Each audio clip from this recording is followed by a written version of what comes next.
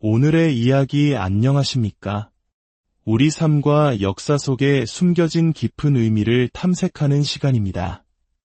오늘은 인류 역사상 가장 강력했던 한 인간의 의지와 그 너머에 있는 거대한 섭리에 관한 이야기를 나누고자 합니다.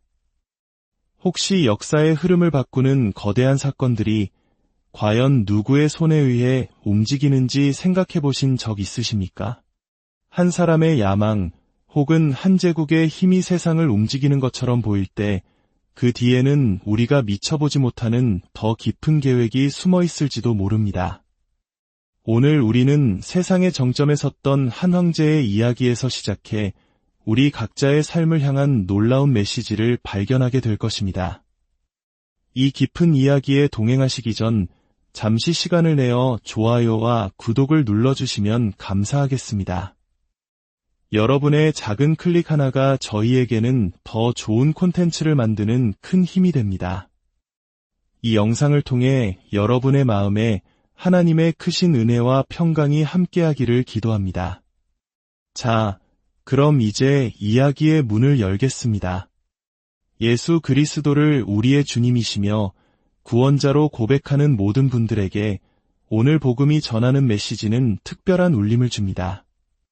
지금으로부터 약 2000년 전 세상은 한 사람의 발 아래 있었습니다. 그의 이름은 아우구스투스 카이사르, 로마 제국의 초대 황제였습니다. 그는 당시 지구상에서 가장 강력한 인간이었습니다. 오늘날 우리가 알고 있는 그 어떤 대통령이나 지도자도 아우구스투스만큼 절대적인 권력을 휘두르지는 못했습니다. 아무리 강대국이라 할지라도 대놓고 전 세계를 지배한다고 선언하지는 못합니다. 하지만 아우구스투스는 세계라는 무대 위에 서서 당당히 외쳤습니다. 내가 이 세상의 통치자라. 이의가 있는 자는 누구든 내 앞에 나서라. 그리고 아무도 감히 그에게 맞서지 못했습니다. 그러던 어느 날 이 절대 권력자는 문득 이런 생각을 하게 됩니다. 만약 내 궁전에 가장 미천한 하인 하나가 와서 황제 폐하, 당신의 제국에는 얼마나 많은 백성이 있습니까? 라고 묻는다면 나는 무어라 답할 것인가? 아마도 모르겠다라고 답해야 할 것입니다. 세상에서 가장 강한 자의 입에서 나오는 모르겠다라는 대답은 얼마나 나약하게 들리는지요. 그는 자신의 권력이 미치는 범위를 정확한 숫자로 확인하고 싶었습니다. 그래서 아우구스투스는 칙령을 내립니다. 제국 내의 모든 백성은 각자 자신의 고향, 자신의 혈통이 시작된 도시로 돌아가 호적에 등록하라는 명령이었습니다. 로마 황제의 이 명령은 제국의 모든 속주로 퍼져나갔습니다. 그리고 마침내 로마의 지배 아래 있던 이스라엘 땅까지 북쪽 갈릴리의 작은 마을 나사렛까지 전달되었습니다. 그곳에는 성령의 능력으로 아기 예수를 잉태한 어머니 마리아와 그녀의 정혼자이자 유로운 사람이었던 아버지 요셉이 살고 있었습니다. 그들은 다윗 왕의 후손이었기에 호적 등록을 위해 다윗의 도시인 베들레헴으로 가야만 했습니다. 나사렛에서 베들레헴까지는 험난한 여정이었습니다. 만삭의 몸으로 걸어서 좋기 2주에서 3주는 걸렸을 그 길을 떠나야만 했습니다. 그들이 마침내 베들레헴에 도착했을 때 성경은 마리아가 해산할 때가 되었다고 기록합니다. 그리고 예수님은 방을 구하지 못해 마구간의 구유에서 태어나셨습니다. 여기서 우리는 잠시 멈추어 생각해 보아야 합니다. 아우구스투스는 자신의 힘과 권위를 과시하기 위해 인구조사를 명령했습니다. 그는 자신의 뜻대로 모든 백성을 움직였다고 생각하며 의기양양했을 것입니다. 하늘 아래 그 어떤 힘도 자신을 막을 수 없다고 믿었을 겁니다. 하지만 그는 깨닫지 못했습니다. 그 모든 것을 배후에서 움직이신 분은 바로 전능하신 하나님이었다는 사실을 말입니다. 하나님께서는 아우구스투스의 교만한 마음 속에 인구조사를 하고 싶다는 생각을 심어주셨습니다. 왜일까요? 구약 성경에는 메시아, 즉 구원자가 오실 때 반드시 베들레헴에서 태어나야 한다는 예언이 있었습니다. 이것은 하나님의 말씀이었고 하나님의 말씀은 세상의 그 어떤 권력으로도 깨뜨리거나 막을 수 없습니다. 만약 아우구스투스의 칙령이 없었다면 어머니 마리아와 아버지 요셉은 그 험한 길을 떠날 이유가 없었을 것입니다. 그랬다면 예수님은 나사렛에서 태어나셨을 것이고 성경의 예언은 이루어지지 않았을 것입니다. 예언을 성취하지 못했다면 그분은 세상의 구원자가 되실 수 없었습니다. 보십시오. 세상에서 가장 강하다고 자부했던 황제는 사실 하나님의 거대한 계획을 이루기 위한 도구에 불과했습니다. 그는 자신이 자유롭다고 생각했지만 실은 보이지 않는 하나님의 손에 이끌리고 있었던 것입니다. 이것은 오늘날 21세기를 살아가는 우리에게도 동일하게 적용됩니다. 세상에는 여전히 수많은 현대판 아우구스투스들이 있습니다.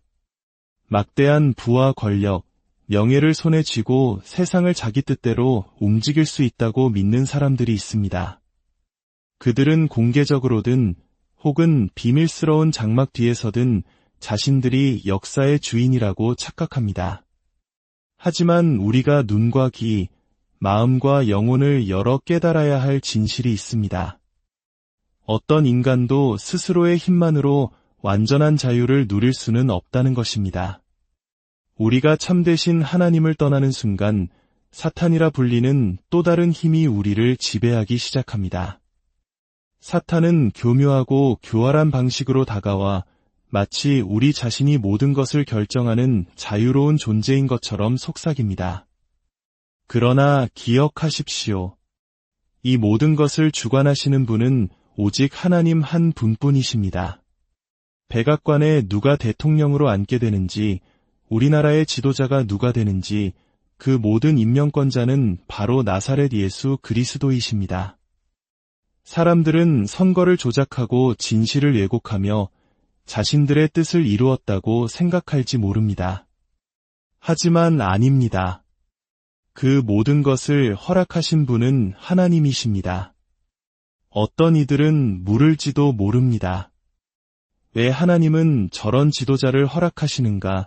그렇다면 우리는 스스로에게 되물어야 합니다. 우리에게 좋은 지도자와 평화로운 시간이 주어졌을 때 우리는 주님을 위해 무엇을 했는가? 우리는 오히려 주님을 떠나 세상으로 걸어나가지 않았습니까? 주님은 우리에게 무엇이 좋은지 가장 잘 아시는 분입니다. 그분은 가장 완벽한 때에 세우시고 가장 완벽한 때에 거두십니다. 하나님의 시간은 언제나 완전하기 때문입니다. 사랑하는 성도 여러분, 우리는 자유와 민주주의를 외칩니다. 하지만 우리가 진정으로 추구하는 자유는 무엇입니까? 세상이 말하는 자유란 무엇입니까? 하고 싶은 말을 아무렇게나 내뱉고 입고 싶은 대로 혹은 벗은 채로 거리를 활보하고 내 성별을 내 마음대로 정하는 것이 진정한 자유일까요? 주 예수님은 우리에게 인류 역사상 가장 아름다운 선물, 바로 자유를 주시기 위해 이 땅에 오셨습니다. 그러나 그 자유는 세상이 정의하는 자유가 아니라 주님께서 직접 정의하시는 자유입니다. 지상의 법칙을 한번 생각해 봅시다. 우리가 언제 자유롭습니까? 법을 지킬 때입니다. 시속 80km 제한 도로에서 90km로 달리고 있다고 상상해 보십시오. 우리는 과속 단속 카메라가 숨어 있지는 않은지, 경찰차가 보이지는 않는지 내내 불안에 떨며 운전해야 합니다. 이것은 자유가 아닙니다. 하지만 우리가 시속 79km로 달리고 있다면 어떻습니까? 길가에 수많은 경찰차가 서 있어도 우리는 아무런 걱정 없이 평안하게 운전할 수 있습니다. 우리는 자유롭습니다. 왜냐하면 법을 지켰기 때문입니다. 인간이 진정으로 자유로워지는 순간은 하나님의 법, 곧 나사렛 예수 그리스도의 법 안에 거할 때입니다. 단순히 기독교인 가정에서 태어나 세례를 받고 교회를 다니며 성경을 읽는 것만으로는 부족합니다. 설교를 듣는 것은 마치 고급 레스토랑의 에피타이저와 같습니다. 식욕을 돋울 수는 있지만 그것이 메인 요리가 될 수는 없습니다. 여러분 각자가 직접 예수님을 인격적으로 만나고 그분과 1대1의 깊고 친밀한 관계를 맺어야 합니다. 다른 누군가에게서 들은 이야기가 아니라 바로 나의 그리스도에 대해 이야기할 수 있어야 합니다. 설교자는 여러분을 올바른 길로 안내할 뿐 그 길을 걷는 것은 여러분 자신의 몫입니다. 의사가 처방해준 약을 선반 위에 올려놓거나 쓰레기통에 버려놓고 한 달 뒤에 병이 낫지 않는다고 의사를 탓할 수는 없는 노릇입니다. 약은 아픈 사람, 바로 우리 자신이 직접 먹어야 합니다. 어떻게 주님과 관계를 시작할 수 있을까요? 세상의 관계를 통해 배울 수 있습니다. 우리가 누군가와 관계를 시작할 때 가장 먼저 하는 것은 대화입니다. 마지막으로 주님과 진심으로 대화한 적이 언제입니까? 형식적인 기도가 아니라 세상 모든 것을 내려놓고 오직 그분께만 집중했던 시간이 언제였습니까? 사랑하는 사람과 함께 있을 때 우리는 시간을 잊습니다. 주님과의 대화도 그러해야 합니다. 가식 없이 있는 모습 그대로 나아가십시오. 주님, 제가 주님 앞에서 온갖 악한 일을 저질렀습니다. 이것도 저것도 다 제 잘못입니다. 주님, 당신과 이야기하고 싶습니다. 제게 응답해 주십시오 라고 진심을 다해 고백하십시오. 주님은 입술의 말이 아닌 결코 거짓말하지 않는 마음의 언어에만 귀 기울이십니다. 여러분이 주님과의 관계를 시작할 때 주님은 여러분을 세우시고 더 강하고 지혜롭게 만들어주실 것입니다. 그때부터 세상에서 일어나는 모든 일들은 부차적인 것이 됩니다. 21세기의 아우구스투스들이 땅속에서 혹은 장막 뒤에서 무슨 일을 꾸미든 조금도 두려워할 필요가 없습니다. 그 모든 것을 주관하시는 분은 바로 우리 주님이시기 때문입니다. 그러니 무엇을 두려워하고 걱정하십니까? 모든 것을 주님의 능력 있는 손에 맡기십시오. 주님은 우리를 위해 이 땅에 오셨습니다. 그분은 지도를 펼쳤을 때 가장 아래쪽에 있는 남쪽 베들레헴에서 태어나셨습니다. 그것은 실패하고 절망하여 밑바닥에 떨어진 우리의 모습을 상징합니다. 하지만 주님은 우리를 그 실패의 자리에서 일으켜 지도 가장 위쪽에 있는 북쪽 갈릴리로 그리고 마침내 하늘나라로 이끌기 위해 오셨습니다. 지옥에서 천국으로, 땅의 존재에서 하늘의 존재로, 종에서 하나님의 자녀로, 어둠에서 빛으로, 속박에서 참된 자유로 우리를 인도하십니다. 예수님은 마구간 구유의 집 위에 놓이셨습니다. 성경에서 짚은 불에 던져질 운명, 즉 심판받을 우리 죄인들을 상징합니다. 예수님은 하늘의 미랄이십니다. 불탈 운명이던 집 위에 생명의 미랄이신 예수님이 놓이자 그 집은 더 이상 땔감이 아니라 하늘 곳간에 저장될 귀한 곡식으로 변화되었습니다. 이것이 바로 주님이 우리에게 행하신 놀라운 기적입니다. 하나님은 우리에게 삶의 사용 설명서를 주셨습니다. 그것은 바로 성경입니다. 이 제품, 즉 인간을 만드신 제조사의 마음이 담긴 책입니다. 하나님은 이 설명서를 통해 우리가 어떻게 살아야 가장 완전하고 복된 삶을 살 수 있는지 알려주십니다. 그러나 오늘날 수많은 사람들이 이 설명서를 내던지고 자신의 생각과 경험을 의지하여 살아갑니다. 부모님의 충고를 무시하고 세상의 유혹에 빠져듭니다. 제품 설명서를 무시하고 마음대로 버튼을 누르며 실험할 때 제품이 망가지는 것은 당연한 결과입니다. 우리의 삶도 마찬가지입니다. 하나님의 말씀을 떠나 제멋대로 살아갈 때 우리의 삶은 망가지고 상처 입게 됩니다. 사랑하는 젊은이 여러분, 아들, 딸들에게 간곡히 부탁합니다. 부모님이 여러분에게 안 된다고 말씀하실 때 그것은 여러분을 향한 깊은 사랑과 염려 때문입니다. 그분들은 여러분보다 먼저 인생의 쓴맛과 단맛을 모두 경험하셨습니다.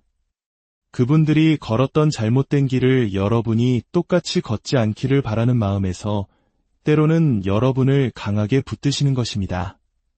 부모님께 순종하는 것은 곧 하나님께 순종하는 것입니다. 여러분의 부모님을 공경하십시오. 그리할 때 주님께서 여러분의 삶에 풍성한 복을 내려주실 것입니다. 이제 말씀을 맺겠습니다. 주 예수 그리스도의 탄생이 여러분과 여러분의 가정에 그리고 사랑하는 모든 이들에게 충만한 축복이 되기를 기도합니다. 이 시간이 여러분의 마음과 생각을 새롭게 하는 변화와 부흥의 시간이 되기를 소망합니다. 주님께로 돌아오십시오. 그분 곁에 가까이 머무십시오. 그리고 그분의 사용 설명서인 성경을 매일 읽고 그 가르침을 따르십시오. 더 이상 스스로의 힘으로 삶을 실험하려 하지 마십시오. 모든 것을 주님의 능력 있는 손에 맡기고 그분을 신뢰할 때 여러분의 삶은 가장 안전하고 완벽한 길로 인도될 것입니다.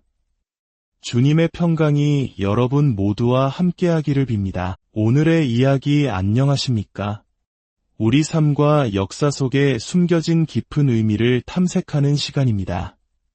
오늘은 인류 역사상 가장 강력했던 한 인간의 의지와 그 너머에 있는 거대한 섭리에 관한 이야기를 나누고자 합니다. 혹시 역사의 흐름을 바꾸는 거대한 사건들이 과연 누구의 손에 의해 움직이는지 생각해 보신 적 있으십니까? 한 사람의 야망 혹은 한 제국의 힘이 세상을 움직이는 것처럼 보일 때 그 뒤에는 우리가 미쳐보지 못하는 더 깊은 계획이 숨어 있을지도 모릅니다. 오늘 우리는 세상의 정점에 섰던 한 황제의 이야기에서 시작해 우리 각자의 삶을 향한 놀라운 메시지를 발견하게 될 것입니다. 이 깊은 이야기에 동행하시기 전 잠시 시간을 내어 좋아요와 구독을 눌러주시면 감사하겠습니다. 여러분의 작은 클릭 하나가 저희에게는 더 좋은 콘텐츠를 만드는 큰 힘이 됩니다. 이 영상을 통해 여러분의 마음에 하나님의 크신 은혜와 평강이 함께하기를 기도합니다. 자, 그럼 이제 이야기의 문을 열겠습니다. 예수 그리스도를 우리의 주님이시며 구원자로 고백하는 모든 분들에게 오늘 복음이 전하는 메시지는 특별한 울림을 줍니다. 지금으로부터 약 2000년 전 세상은 한 사람의 발 아래 있었습니다. 그의 이름은 아우구스투스 카이사르, 로마 제국의 초대 황제였습니다. 그는 당시 지구상에서 가장 강력한 인간이었습니다. 오늘날 우리가 알고 있는 그 어떤 대통령이나 지도자도 아우구스투스만큼 절대적인 권력을 휘두르지는 못했습니다. 아무리 강대국이라 할지라도 대놓고 전 세계를 지배한다고 선언하지는 못합니다. 하지만 아우구스투스는 세계라는 무대 위에 서서 당당히 외쳤습니다. 내가 이 세상의 통치자라. 이의가 있는 자는 누구든 내 앞에 나서라. 그리고 아무도 감히 그에게 맞서지 못했습니다. 그러던 어느 날 이 절대 권력자는 문득 이런 생각을 하게 됩니다. 만약 내 궁전에 가장 미천한 하인 하나가 와서 황제폐하, 당신의 제국에는 얼마나 많은 백성이 있습니까? 라고 묻는다면 나는 무어라 답할 것인가? 아마도 모르겠다라고 답해야 할 것입니다. 세상에서 가장 강한 자의 입에서 나오는 모르겠다라는 대답은 얼마나 나약하게 들리는지요. 그는 자신의 권력이 미치는 범위를 정확한 숫자로 확인하고 싶었습니다. 그래서 아우구스투스는 칙령을 내립니다. 제국 내의 모든 백성은 각자 자신의 고향, 자신의 혈통이 시작된 도시로 돌아가 호적에 등록하라는 명령이었습니다. 로마 황제의 이 명령은 제국의 모든 속주로 퍼져나갔습니다. 그리고 마침내 로마의 지배 아래 있던 이스라엘 땅까지 북쪽 갈릴리의 작은 마을 나사렛까지 전달되었습니다. 그곳에는 성령의 능력으로 아기 예수를 잉태한 어머니 마리아와 그녀의 정혼자이자 유로운 사람이었던 아버지 요셉이 살고 있었습니다. 그들은 다윗 왕의 후손이었기에 호적 등록을 위해 다윗의 도시인 베들레헴으로 가야만 했습니다. 나사렛에서 베들레헴까지는 험난한 여정이었습니다. 만삭의 몸으로 걸어서 좋기 2주에서 3주는 걸렸을 그 길을 떠나야만 했습니다. 그들이 마침내 베들레헴에 도착했을 때 성경은 마리아가 해산할 때가 되었다고 기록합니다. 그리고 예수님은 방을 구하지 못해 마구간의 구유에서 태어나셨습니다. 여기서 우리는 잠시 멈추어 생각해 보아야 합니다. 아우구스투스는 자신의 힘과 권위를 과시하기 위해 인구조사를 명령했습니다. 그는 자신의 뜻대로 모든 백성을 움직였다고 생각하며 위기양양했을 것입니다. 하늘 아래 그 어떤 힘도 자신을 막을 수 없다고 믿었을 겁니다. 하지만 그는 깨닫지 못했습니다. 그 모든 것을 배후에서 움직이신 분은 바로 전능하신 하나님이었다는 사실을 말입니다. 하나님께서는 아우구스투스의 교만한 마음 속에 인구조사를 하고 싶다는 생각을 심어주셨습니다. 왜일까요? 구약 성경에는 메시아, 즉 구원자가 오실 때 반드시 베들레헴에서 태어나야 한다는 예언이 있었습니다. 이것은 하나님의 말씀이었고 하나님의 말씀은 세상의 그 어떤 권력으로도 깨뜨리거나 막을 수 없습니다. 만약 아우구스투스의 칙령이 없었다면 어머니 마리아와 아버지 요셉은 그 험한 길을 떠날 이유가 없었을 것입니다. 그랬다면 예수님은 나사렛에서 태어나셨을 것이고 성경의 예언은 이루어지지 않았을 것입니다. 예언을 성취하지 못했다면 그분은 세상의 구원자가 되실 수 없었습니다. 보십시오. 세상에서 가장 강하다고 자부했던 황제는 사실 하나님의 거대한 계획을 이루기 위한 도구에 불과했습니다. 그는 자신이 자유롭다고 생각했지만 실은 보이지 않는 하나님의 손에 이끌리고 있었던 것입니다. 이것은 오늘날 21세기를 살아가는 우리에게도 동일하게 적용됩니다. 세상에는 여전히 수많은 현대판 아우구스투스들이 있습니다. 막대한 부와 권력, 명예를 손에 쥐고 세상을 자기 뜻대로 움직일 수 있다고 믿는 사람들이 있습니다. 그들은 공개적으로든 혹은 비밀스러운 장막 뒤에서든 자신들이 역사의 주인이라고 착각합니다. 하지만 우리가 눈과 귀, 마음과 영혼을 열어 깨달아야 할 진실이 있습니다. 어떤 인간도 스스로의 힘만으로 완전한 자유를 누릴 수는 없다는 것입니다. 우리가 참되신 하나님을 떠나는 순간 사탄이라 불리는 또 다른 힘이 우리를 지배하기 시작합니다. 사탄은 교묘하고 교활한 방식으로 다가와 마치 우리 자신이 모든 것을 결정하는 자유로운 존재인 것처럼 속삭입니다. 그러나 기억하십시오. 이 모든 것을 주관하시는 분은 오직 하나님 한 분뿐이십니다.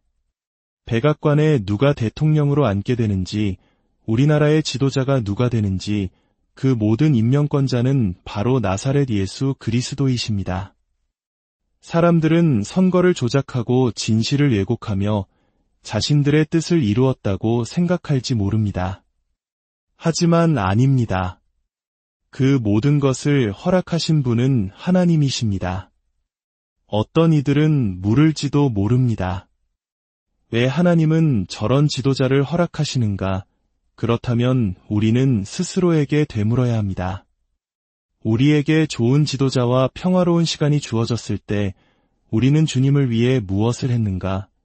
우리는 오히려 주님을 떠나 세상으로 걸어나가지 않았습니까? 주님은 우리에게 무엇이 좋은지 가장 잘 아시는 분입니다. 그분은 가장 완벽한 때에 세우시고 가장 완벽한 때에 거두십니다. 하나님의 시간은 언제나 완전하기 때문입니다. 사랑하는 성도 여러분, 우리는 자유와 민주주의를 외칩니다. 하지만 우리가 진정으로 추구하는 자유는 무엇입니까? 세상이 말하는 자유란 무엇입니까? 하고 싶은 말을 아무렇게나 내뱉고 입고 싶은 대로 혹은 벗은 채로 거리를 활보하고 내 성별을 내 마음대로 정하는 것이 진정한 자유일까요? 주 예수님은 우리에게 인류 역사상 가장 아름다운 선물, 바로 자유를 주시기 위해 이 땅에 오셨습니다. 그러나 그 자유는 세상이 정의하는 자유가 아니라 주님께서 직접 정의하시는 자유입니다. 지상의 법칙을 한번 생각해 봅시다. 우리가 언제 자유롭습니까? 법을 지킬 때입니다. 시속 80km 제한 도로에서 90km로 달리고 있다고 상상해 보십시오. 우리는 과속 단속 카메라가 숨어 있지는 않은지, 경찰차가 보이지는 않는지 내내 불안에 떨며 운전해야 합니다. 이것은 자유가 아닙니다. 하지만 우리가 시속 79km로 달리고 있다면 어떻습니까? 길가에 수많은 경찰차가 서 있어도 우리는 아무런 걱정 없이 평안하게 운전할 수 있습니다. 우리는 자유롭습니다. 왜냐하면 법을 지켰기 때문입니다. 인간이 진정으로 자유로워지는 순간은 하나님의 법, 곧 나사렛 예수 그리스도의 법 안에 거할 때입니다. 단순히 기독교인 가정에서 태어나 세례를 받고 교회를 다니며 성경을 읽는 것만으로는 부족합니다. 설교를 듣는 것은 마치 고급 레스토랑의 에피타이저와 같습니다. 식욕을 돋울 수는 있지만 그것이 메인 요리가 될 수는 없습니다.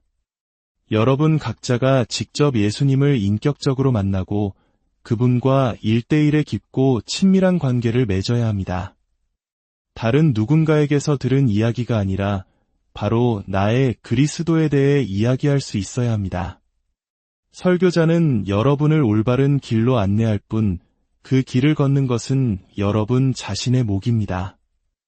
의사가 처방해준 약을 선반 위에 올려놓거나 쓰레기통에 버려놓고 한 달 뒤에 병이 낫지 않는다고 의사를 탓할 수는 없는 노릇입니다. 약은 아픈 사람, 바로 우리 자신이 직접 먹어야 합니다. 어떻게 주님과 관계를 시작할 수 있을까요? 세상의 관계를 통해 배울 수 있습니다.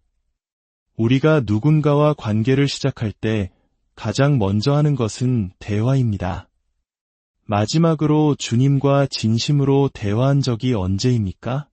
형식적인 기도가 아니라 세상 모든 것을 내려놓고 오직 그분께만 집중했던 시간이 언제였습니까? 사랑하는 사람과 함께 있을 때 우리는 시간을 잊습니다.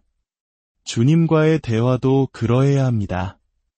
가식 없이 있는 모습 그대로 나아가십시오. 주님, 제가 주님 앞에서 온갖 악한 일을 저질렀습니다. 이것도 저것도 다 제 잘못입니다. 주님, 당신과 이야기하고 싶습니다. 제게 응답해 주십시오 라고 진심을 다해 고백하십시오. 주님은 입술의 말이 아닌 결코 거짓말하지 않는 마음의 언어에만 귀 기울이십니다. 여러분이 주님과의 관계를 시작할 때 주님은 여러분을 세우시고 더 강하고 지혜롭게 만들어주실 것입니다. 그때부터 세상에서 일어나는 모든 일들은 부차적인 것이 됩니다. 21세기의 아우구스투스들이 땅속에서 혹은 장막 뒤에서 무슨 일을 꾸미든 조금도 두려워할 필요가 없습니다. 그 모든 것을 주관하시는 분은 바로 우리 주님이시기 때문입니다. 그러니 무엇을 두려워하고 걱정하십니까? 모든 것을 주님의 능력 있는 손에 맡기십시오. 주님은 우리를 위해 이 땅에 오셨습니다. 그분은 지도를 펼쳤을 때 가장 아래쪽에 있는 남쪽 베들레헴에서 태어나셨습니다. 그것은 실패하고 절망하여 밑바닥에 떨어진 우리의 모습을 상징합니다. 하지만 주님은 우리를 그 실패의 자리에서 일으켜 지도 가장 위쪽에 있는 북쪽 갈릴리로 그리고 마침내 하늘나라로 이끌기 위해 오셨습니다. 지옥에서 천국으로, 땅의 존재에서 하늘의 존재로, 종에서 하나님의 자녀로, 어둠에서 빛으로, 속박에서 참된 자유로 우리를 인도하십니다. 예수님은 마구간 구유의 집 위에 놓이셨습니다. 성경에서 짚은 불에 던져질 운명, 즉 심판받을 우리 죄인들을 상징합니다. 예수님은 하늘의 미랄이십니다.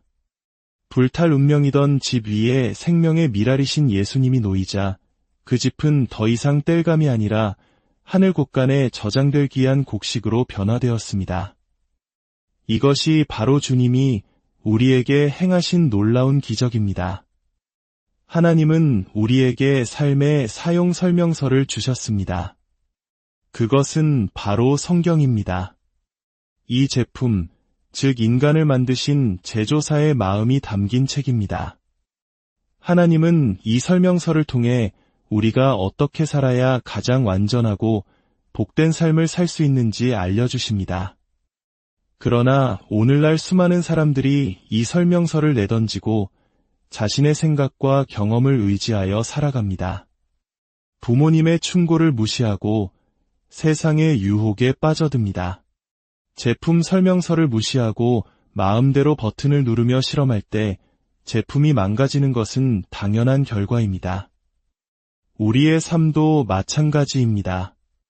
하나님의 말씀을 떠나 제멋대로 살아갈 때 우리의 삶은 망가지고 상처 입게 됩니다. 사랑하는 젊은이 여러분, 아들, 딸들에게 간곡히 부탁합니다. 부모님이 여러분에게 안 된다고 말씀하실 때 그것은 여러분을 향한 깊은 사랑과 염려 때문입니다. 그분들은 여러분보다 먼저 인생의 쓴맛과 단맛을 모두 경험하셨습니다. 그분들이 걸었던 잘못된 길을 여러분이 똑같이 걷지 않기를 바라는 마음에서 때로는 여러분을 강하게 붙드시는 것입니다. 부모님께 순종하는 것은 곧 하나님께 순종하는 것입니다. 여러분의 부모님을 공경하십시오. 그리할 때 주님께서 여러분의 삶에 풍성한 복을 내려주실 것입니다. 이제 말씀을 맺겠습니다. 주 예수 그리스도의 탄생이 여러분과 여러분의 가정에 그리고 사랑하는 모든 이들에게 충만한 축복이 되기를 기도합니다.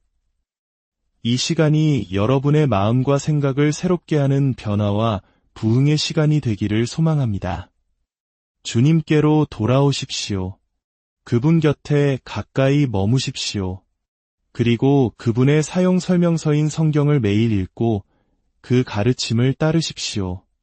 더 이상 스스로의 힘으로 삶을 실험하려 하지 마십시오. 모든 것을 주님의 능력 있는 손에 맡기고 그분을 신뢰할 때 여러분의 삶은 가장 안전하고 완벽한 길로 인도될 것입니다. 주님의 평강이 여러분 모두와 함께하기를 빕니다. 오늘의 이야기 안녕하십니까? 우리 삶과 역사 속에 숨겨진 깊은 의미를 탐색하는 시간입니다. 오늘은 인류 역사상 가장 강력했던 한 인간의 의지와 그 너머에 있는 거대한 섭리에 관한 이야기를 나누고자 합니다. 혹시 역사의 흐름을 바꾸는 거대한 사건들이 과연 누구의 손에 의해 움직이는지 생각해 보신 적 있으십니까? 한 사람의 야망 혹은 한 제국의 힘이 세상을 움직이는 것처럼 보일 때 그 뒤에는 우리가 미쳐보지 못하는 더 깊은 계획이 숨어 있을지도 모릅니다. 오늘 우리는 세상의 정점에 섰던 한 황제의 이야기에서 시작해 우리 각자의 삶을 향한 놀라운 메시지를 발견하게 될 것입니다.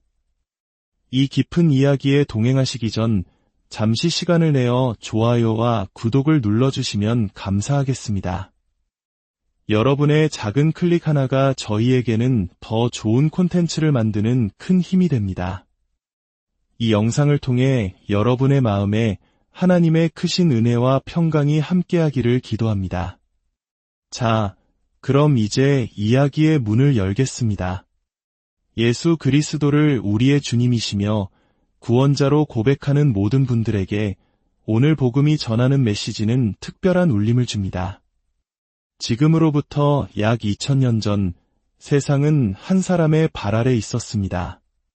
그의 이름은 아우구스투스 카이사르, 로마 제국의 초대 황제였습니다. 그는 당시 지구상에서 가장 강력한 인간이었습니다.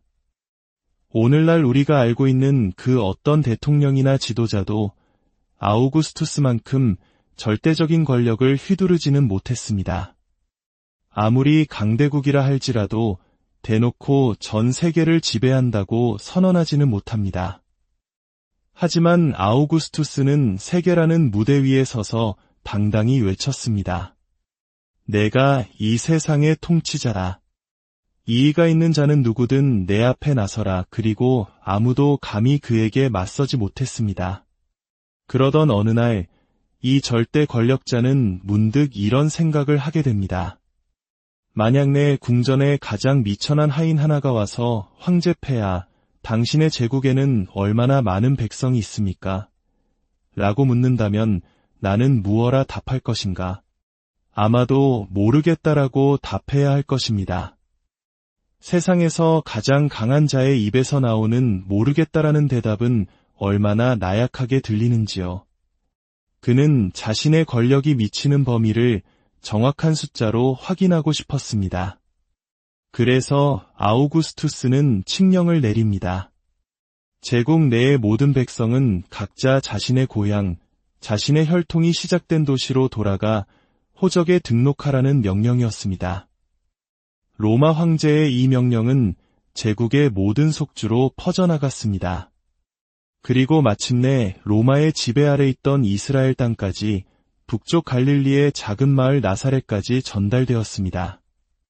그곳에는 성령의 능력으로 아기 예수를 잉태한 어머니 마리아와 그녀의 정혼자이자 유로운 사람이었던 아버지 요셉이 살고 있었습니다. 그들은 다윗 왕의 후손이었기에 호적 등록을 위해 다윗의 도시인 베들레헴으로 가야만 했습니다. 나사렛에서 베들레헴까지는 험난한 여정이었습니다. 만삭의 몸으로 걸어서 좋기 2주에서 3주는 걸렸을 그 길을 떠나야만 했습니다. 그들이 마침내 베들레헴에 도착했을 때 성경은 마리아가 해산할 때가 되었다고 기록합니다. 그리고 예수님은 방을 구하지 못해 마구간의 구유에서 태어나셨습니다. 여기서 우리는 잠시 멈추어 생각해 보아야 합니다. 아우구스투스는 자신의 힘과 권위를 과시하기 위해 인구조사를 명령했습니다. 그는 자신의 뜻대로 모든 백성을 움직였다고 생각하며 위기양양했을 것입니다. 하늘 아래 그 어떤 힘도 자신을 막을 수 없다고 믿었을 겁니다. 하지만 그는 깨닫지 못했습니다. 그 모든 것을 배후에서 움직이신 분은 바로 전능하신 하나님이었다는 사실을 말입니다. 하나님께서는 아우구스투스의 교만한 마음 속에 인구조사를 하고 싶다는 생각을 심어주셨습니다. 왜일까요? 구약 성경에는 메시아, 즉 구원자가 오실 때 반드시 베들레헴에서 태어나야 한다는 예언이 있었습니다. 이것은 하나님의 말씀이었고 하나님의 말씀은 세상의 그 어떤 권력으로도 깨뜨리거나 막을 수 없습니다. 만약 아우구스투스의 칙령이 없었다면 어머니 마리아와 아버지 요셉은 그 험한 길을 떠날 이유가 없었을 것입니다. 그랬다면 예수님은 나사렛에서 태어나셨을 것이고 성경의 예언은 이루어지지 않았을 것입니다. 예언을 성취하지 못했다면 그분은 세상의 구원자가 되실 수 없었습니다. 보십시오. 세상에서 가장 강하다고 자부했던 황제는 사실 하나님의 거대한 계획을 이루기 위한 도구에 불과했습니다. 그는 자신이 자유롭다고 생각했지만 실은 보이지 않는 하나님의 손에 이끌리고 있었던 것입니다. 이것은 오늘날 21세기를 살아가는 우리에게도 동일하게 적용됩니다. 세상에는 여전히 수많은 현대판 아우구스투스들이 있습니다. 막대한 부와 권력, 명예를 손에 쥐고 세상을 자기 뜻대로 움직일 수 있다고 믿는 사람들이 있습니다. 그들은 공개적으로든 혹은 비밀스러운 장막 뒤에서든 자신들이 역사의 주인이라고 착각합니다. 하지만 우리가 눈과 귀, 마음과 영혼을 열어 깨달아야 할 진실이 있습니다. 어떤 인간도 스스로의 힘만으로 완전한 자유를 누릴 수는 없다는 것입니다. 우리가 참되신 하나님을 떠나는 순간 사탄이라 불리는 또 다른 힘이 우리를 지배하기 시작합니다. 사탄은 교묘하고 교활한 방식으로 다가와 마치 우리 자신이 모든 것을 결정하는 자유로운 존재인 것처럼 속삭입니다. 그러나 기억하십시오. 이 모든 것을 주관하시는 분은 오직 하나님 한 분뿐이십니다. 백악관에 누가 대통령으로 앉게 되는지, 우리나라의 지도자가 누가 되는지 그 모든 임명권자는 바로 나사렛 예수 그리스도이십니다. 사람들은 선거를 조작하고 진실을 왜곡하며 자신들의 뜻을 이루었다고 생각할지 모릅니다. 하지만 아닙니다. 그 모든 것을 허락하신 분은 하나님이십니다. 어떤 이들은 물을지도 모릅니다. 왜 하나님은 저런 지도자를 허락하시는가? 그렇다면 우리는 스스로에게 되물어야 합니다. 우리에게 좋은 지도자와 평화로운 시간이 주어졌을 때 우리는 주님을 위해 무엇을 했는가? 우리는 오히려 주님을 떠나 세상으로 걸어나가지 않았습니까? 주님은 우리에게 무엇이 좋은지 가장 잘 아시는 분입니다. 그분은 가장 완벽한 때에 세우시고 가장 완벽한 때에 거두십니다. 하나님의 시간은 언제나 완전하기 때문입니다. 사랑하는 성도 여러분, 우리는 자유와 민주주의를 외칩니다. 하지만 우리가 진정으로 추구하는 자유는 무엇입니까? 세상이 말하는 자유란 무엇입니까? 하고 싶은 말을 아무렇게나 내뱉고 입고 싶은 대로 혹은 벗은 채로 거리를 활보하고 내 성별을 내 마음대로 정하는 것이 진정한 자유일까요? 주 예수님은 우리에게 인류 역사상 가장 아름다운 선물, 바로 자유를 주시기 위해 이 땅에 오셨습니다. 그러나 그 자유는 세상이 정의하는 자유가 아니라 주님께서 직접 정의하시는 자유입니다. 지상의 법칙을 한번 생각해 봅시다. 우리가 언제 자유롭습니까? 법을 지킬 때입니다. 시속 80km 제한 도로에서 90km로 달리고 있다고 상상해 보십시오. 우리는 과속 단속 카메라가 숨어 있지는 않은지, 경찰차가 보이지는 않는지 내내 불안에 떨며 운전해야 합니다. 이것은 자유가 아닙니다. 하지만 우리가 시속 79km로 달리고 있다면 어떻습니까? 길가에 수많은 경찰차가 서 있어도 우리는 아무런 걱정 없이 평안하게 운전할 수 있습니다. 우리는 자유롭습니다. 왜냐하면 법을 지켰기 때문입니다. 인간이 진정으로 자유로워지는 순간은 하나님의 법, 곧 나사렛 예수 그리스도의 법 안에 거할 때입니다. 단순히 기독교인 가정에서 태어나 세례를 받고 교회를 다니며 성경을 읽는 것만으로는 부족합니다. 설교를 듣는 것은 마치 고급 레스토랑의 에피타이저와 같습니다. 식욕을 돋울 수는 있지만 그것이 메인 요리가 될 수는 없습니다. 여러분 각자가 직접 예수님을 인격적으로 만나고 그분과 1대1의 깊고 친밀한 관계를 맺어야 합니다. 다른 누군가에게서 들은 이야기가 아니라 바로 나의 그리스도에 대해 이야기할 수 있어야 합니다. 설교자는 여러분을 올바른 길로 안내할 뿐 그 길을 걷는 것은 여러분 자신의 몫입니다. 의사가 처방해준 약을 선반 위에 올려놓거나 쓰레기통에 버려놓고 한 달 뒤에 병이 낫지 않는다고 의사를 탓할 수는 없는 노릇입니다. 약은 아픈 사람, 바로 우리 자신이 직접 먹어야 합니다. 어떻게 주님과 관계를 시작할 수 있을까요? 세상의 관계를 통해 배울 수 있습니다. 우리가 누군가와 관계를 시작할 때 가장 먼저 하는 것은 대화입니다. 마지막으로 주님과 진심으로 대화한 적이 언제입니까? 형식적인 기도가 아니라 세상 모든 것을 내려놓고 오직 그분께만 집중했던 시간이 언제였습니까? 사랑하는 사람과 함께 있을 때 우리는 시간을 잊습니다. 주님과의 대화도 그러해야 합니다. 가식 없이 있는 모습 그대로 나아가십시오. 주님, 제가 주님 앞에서 온갖 악한 일을 저질렀습니다. 이것도 저것도 다 제 잘못입니다. 주님, 당신과 이야기하고 싶습니다. 제게 응답해 주십시오 라고 진심을 다해 고백하십시오. 주님은 입술의 말이 아닌 결코 거짓말하지 않는 마음의 언어에만 귀 기울이십니다. 여러분이 주님과의 관계를 시작할 때 주님은 여러분을 세우시고 더 강하고 지혜롭게 만들어주실 것입니다. 그때부터 세상에서 일어나는 모든 일들은 부차적인 것이 됩니다. 21세기의 아우구스투스들이 땅속에서 혹은 장막 뒤에서 무슨 일을 꾸미든 조금도 두려워할 필요가 없습니다. 그 모든 것을 주관하시는 분은 바로 우리 주님이시기 때문입니다. 그러니 무엇을 두려워하고 걱정하십니까? 모든 것을 주님의 능력 있는 손에 맡기십시오. 주님은 우리를 위해 이 땅에 오셨습니다.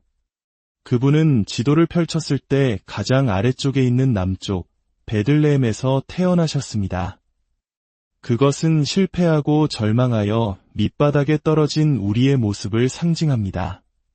하지만 주님은 우리를 그 실패의 자리에서 일으켜 지도 가장 위쪽에 있는 북쪽 갈릴리로 그리고 마침내 하늘나라로 이끌기 위해 오셨습니다. 지옥에서 천국으로, 땅의 존재에서 하늘의 존재로, 종에서 하나님의 자녀로, 어둠에서 빛으로, 속박에서 참된 자유로 우리를 인도하십니다. 예수님은 마구간 구유의 집 위에 놓이셨습니다. 성경에서 짚은 불에 던져질 운명, 즉 심판받을 우리 죄인들을 상징합니다. 예수님은 하늘의 미랄이십니다. 불탈 운명이던 집 위에 생명의 미랄이신 예수님이 놓이자 그 짚은 더 이상 땔감이 아니라 하늘 곳간에 저장될 귀한 곡식으로 변화되었습니다. 이것이 바로 주님이 우리에게 행하신 놀라운 기적입니다. 하나님은 우리에게 삶의 사용 설명서를 주셨습니다. 그것은 바로 성경입니다. 이 제품, 즉 인간을 만드신 제조사의 마음이 담긴 책입니다. 하나님은 이 설명서를 통해 우리가 어떻게 살아야 가장 완전하고 복된 삶을 살 수 있는지 알려주십니다.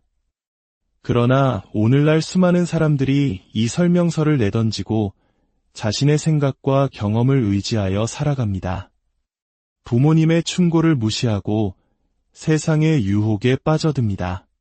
제품 설명서를 무시하고 마음대로 버튼을 누르며 실험할 때 제품이 망가지는 것은 당연한 결과입니다. 우리의 삶도 마찬가지입니다. 하나님의 말씀을 떠나 제멋대로 살아갈 때 우리의 삶은 망가지고 상처 입게 됩니다. 사랑하는 젊은이 여러분, 아들, 딸들에게 간곡히 부탁합니다. 부모님이 여러분에게 안 된다고 말씀하실 때 그것은 여러분을 향한 깊은 사랑과 염려 때문입니다. 그분들은 여러분보다 먼저 인생의 쓴맛과 단맛을 모두 경험하셨습니다. 그분들이 걸었던 잘못된 길을 여러분이 똑같이 걷지 않기를 바라는 마음에서 때로는 여러분을 강하게 붙드시는 것입니다. 부모님께 순종하는 것은 곧 하나님께 순종하는 것입니다. 여러분의 부모님을 공경하십시오. 그리할 때 주님께서 여러분의 삶에 풍성한 복을 내려주실 것입니다. 이제 말씀을 맺겠습니다. 주 예수 그리스도의 탄생이 여러분과 여러분의 가정에 그리고 사랑하는 모든 이들에게 충만한 축복이 되기를 기도합니다. 이 시간이 여러분의 마음과 생각을 새롭게 하는 변화와 부흥의 시간이 되기를 소망합니다. 주님께로 돌아오십시오. 그분 곁에 가까이 머무십시오. 그리고 그분의 사용 설명서인 성경을 매일 읽고 그 가르침을 따르십시오. 더 이상 스스로의 힘으로 삶을 실험하려 하지 마십시오. 모든 것을 주님의 능력 있는 손에 맡기고 그분을 신뢰할 때 여러분의 삶은 가장 안전하고 완벽한 길로 인도될 것입니다. 주님의 평강이 여러분 모두와 함께하기를 빕니다. 오늘의 이야기 안녕하십니까? 우리 삶과 역사 속에 숨겨진 깊은 의미를 탐색하는 시간입니다. 오늘은 인류 역사상 가장 강력했던 한 인간의 의지와 그 너머에 있는 거대한 섭리에 관한 이야기를 나누고자 합니다. 혹시 역사의 흐름을 바꾸는 거대한 사건들이 과연 누구의 손에 의해 움직이는지 생각해 보신 적 있으십니까? 한 사람의 야망 혹은 한 제국의 힘이 세상을 움직이는 것처럼 보일 때 그 뒤에는 우리가 미쳐보지 못하는 더 깊은 계획이 숨어 있을지도 모릅니다. 오늘 우리는 세상의 정점에 섰던 한 황제의 이야기에서 시작해 우리 각자의 삶을 향한 놀라운 메시지를 발견하게 될 것입니다. 이 깊은 이야기에 동행하시기 전 잠시 시간을 내어 좋아요와 구독을 눌러주시면 감사하겠습니다.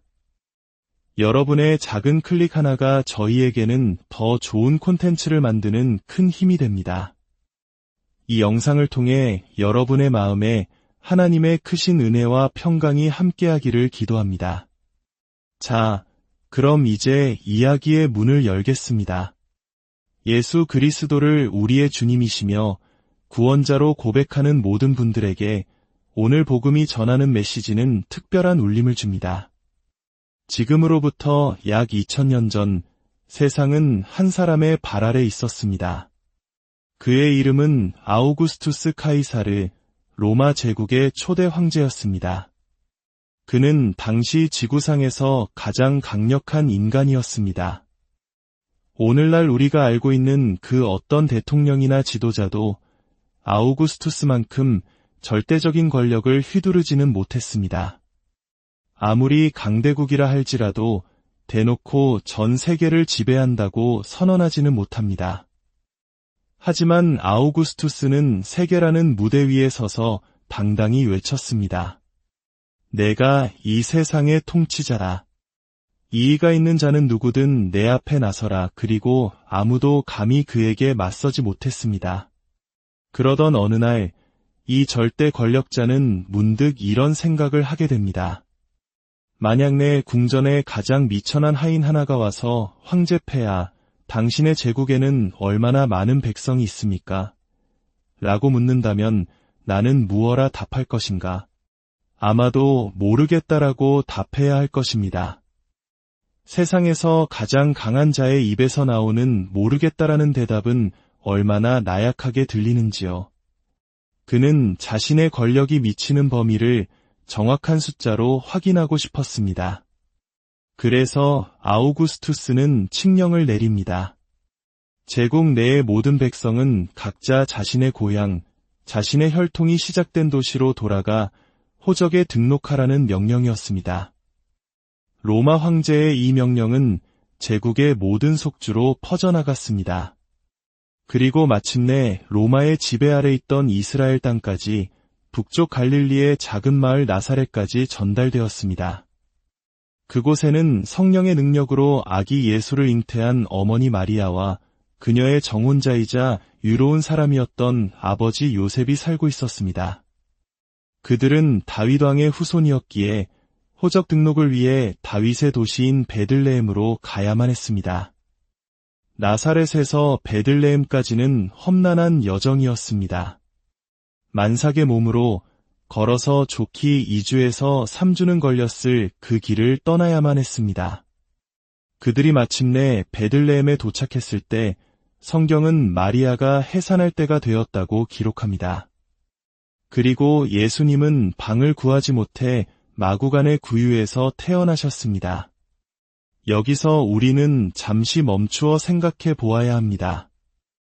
아우구스투스는 자신의 힘과 권위를 과시하기 위해 인구조사를 명령했습니다. 그는 자신의 뜻대로 모든 백성을 움직였다고 생각하며 위기양양했을 것입니다. 하늘 아래 그 어떤 힘도 자신을 막을 수 없다고 믿었을 겁니다. 하지만 그는 깨닫지 못했습니다. 그 모든 것을 배후에서 움직이신 분은 바로 전능하신 하나님이었다는 사실을 말입니다. 하나님께서는 아우구스투스의 교만한 마음 속에 인구조사를 하고 싶다는 생각을 심어주셨습니다. 왜일까요? 구약 성경에는 메시아, 즉 구원자가 오실 때 반드시 베들레헴에서 태어나야 한다는 예언이 있었습니다. 이것은 하나님의 말씀이었고 하나님의 말씀은 세상의 그 어떤 권력으로도 깨뜨리거나 막을 수 없습니다. 만약 아우구스투스의 칙령이 없었다면 어머니 마리아와 아버지 요셉은 그 험한 길을 떠날 이유가 없었을 것입니다. 그랬다면 예수님은 나사렛에서 태어나셨을 것이고 성경의 예언은 이루어지지 않았을 것입니다. 예언을 성취하지 못했다면 그분은 세상의 구원자가 되실 수 없었습니다. 보십시오. 세상에서 가장 강하다고 자부했던 황제는 사실 하나님의 거대한 계획을 이루기 위한 도구에 불과했습니다.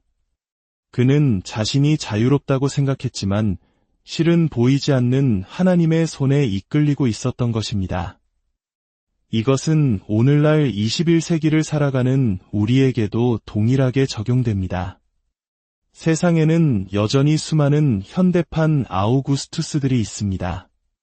막대한 부와 권력, 명예를 손에 쥐고 세상을 자기 뜻대로 움직일 수 있다고 믿는 사람들이 있습니다. 그들은 공개적으로든 혹은 비밀스러운 장막 뒤에서든 자신들이 역사의 주인이라고 착각합니다. 하지만 우리가 눈과 귀, 마음과 영혼을 열어 깨달아야 할 진실이 있습니다.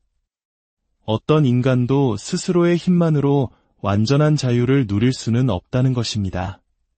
우리가 참되신 하나님을 떠나는 순간 사탄이라 불리는 또 다른 힘이 우리를 지배하기 시작합니다. 사탄은 교묘하고 교활한 방식으로 다가와 마치 우리 자신이 모든 것을 결정하는 자유로운 존재인 것처럼 속삭입니다. 그러나 기억하십시오. 이 모든 것을 주관하시는 분은 오직 하나님 한 분뿐이십니다. 백악관에 누가 대통령으로 앉게 되는지, 우리나라의 지도자가 누가 되는지 그 모든 임명권자는 바로 나사렛 예수 그리스도이십니다. 사람들은 선거를 조작하고 진실을 왜곡하며 자신들의 뜻을 이루었다고 생각할지 모릅니다. 하지만 아닙니다. 그 모든 것을 허락하신 분은 하나님이십니다. 어떤 이들은 물을지도 모릅니다. 왜 하나님은 저런 지도자를 허락하시는가? 그렇다면 우리는 스스로에게 되물어야 합니다. 우리에게 좋은 지도자와 평화로운 시간이 주어졌을 때 우리는 주님을 위해 무엇을 했는가? 우리는 오히려 주님을 떠나 세상으로 걸어나가지 않았습니까? 주님은 우리에게 무엇이 좋은지 가장 잘 아시는 분입니다. 그분은 가장 완벽한 때에 세우시고 가장 완벽한 때에 거두십니다. 하나님의 시간은 언제나 완전하기 때문입니다. 사랑하는 성도 여러분, 우리는 자유와 민주주의를 외칩니다. 하지만 우리가 진정으로 추구하는 자유는 무엇입니까? 세상이 말하는 자유란 무엇입니까? 하고 싶은 말을 아무렇게나 내뱉고 입고 싶은 대로 혹은 벗은 채로 거리를 활보하고 내 성별을 내 마음대로 정하는 것이 진정한 자유일까요? 주 예수님은 우리에게 인류 역사상 가장 아름다운 선물, 바로 자유를 주시기 위해 이 땅에 오셨습니다. 그러나 그 자유는 세상이 정의하는 자유가 아니라 주님께서 직접 정의하시는 자유입니다. 지상의 법칙을 한번 생각해 봅시다. 우리가 언제 자유롭습니까? 법을 지킬 때입니다. 시속 80km 제한 도로에서 90km로 달리고 있다고 상상해 보십시오. 우리는 과속 단속 카메라가 숨어 있지는 않은지, 경찰차가 보이지는 않는지 내내 불안에 떨며 운전해야 합니다. 이것은 자유가 아닙니다. 하지만 우리가 시속 79km로 달리고 있다면 어떻습니까? 길가에 수많은 경찰차가 서 있어도 우리는 아무런 걱정 없이 평안하게 운전할 수 있습니다. 우리는 자유롭습니다. 왜냐하면 법을 지켰기 때문입니다. 인간이 진정으로 자유로워지는 순간은 하나님의 법, 곧 나사렛 예수 그리스도의 법 안에 거할 때입니다. 단순히 기독교인 가정에서 태어나 세례를 받고 교회를